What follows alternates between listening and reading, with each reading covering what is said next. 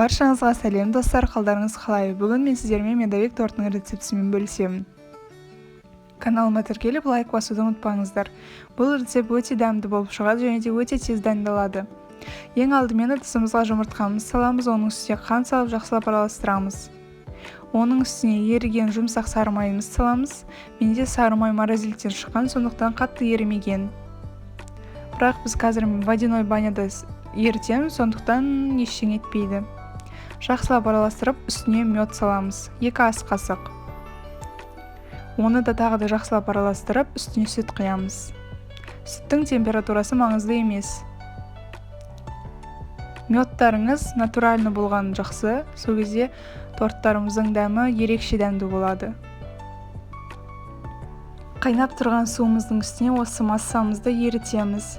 Және де осы массамыз толықтай еріп болған соң, майымыз еріп болған соң, уксусты содамен гаситетеміз. Жақсылап араластырамыз. Ендігі кезекте водяная банядан алып, бір рет араластырып, ұнымызды саламыз. Ұнымызды ситадан өткіземіз және де осы массамызға ұнды 2-3 бөлікке бөліп саламыз.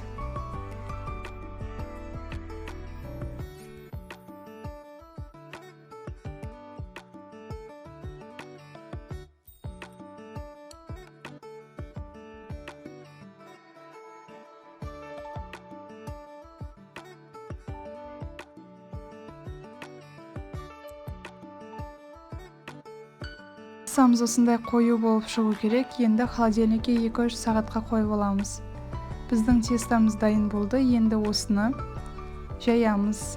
Мен 10 бөлікке бөлдім. Сіздер өз қалауларыңызша бөле берсеңіздер болады. Егер де диаметрі кішкентай болса, кішкентай бөліктерге бөлесіздер. Егер дәу торт болған қаласаңыздар, дәу бөліктерге бөлесіздер. Менде диаметрі 24 см болады, сондықтан мен 10 бөлікке бөлдім. Енді тестамызды пергамент қағазына жаямыз.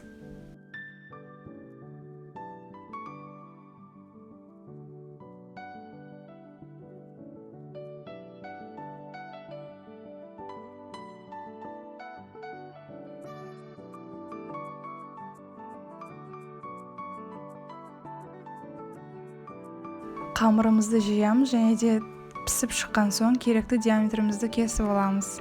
Мінекей менің корждарым дайын болды. Қалған корждарымызды, яғни жан-жағындағы корждарды блендерден өткіземіз. Ендігі кезекте кремін жасауға көшеміз. Мен кремді сливкидан жасадым. Сливки сахарная пудра және де сметанадан.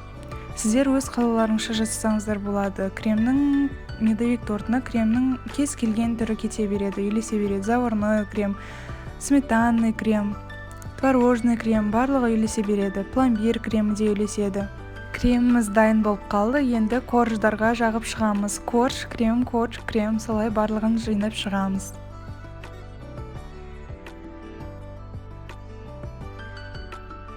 Тортымыз дайын болды. Енді 5-6 сағатқа холодильникке қойып аламыз. Қалған тестамызды блендерден өткізіп, торттың бетіне немесе жан-жағына жағып шығасыздар.